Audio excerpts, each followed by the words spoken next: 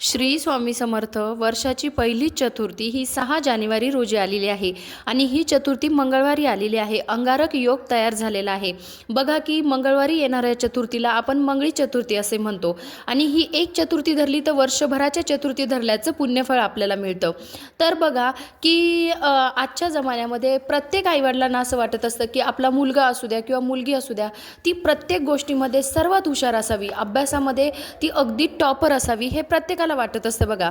किंवा मग काही काहींची तक्रार असती की मुलं खूप त्रास देतात, ऐकत नाही, हट्टी आहे, असं पण खूप जणांचं असतं.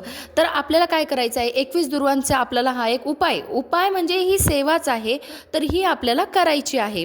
आता बघा की आपल्याला काय करायचं आहे, एक तर मुलं वाचण्यासारखी असेल तर मुलांनाच वाचू द्या, नसेल तर आईने मुलांसाठी केली तरी देखील चालेल.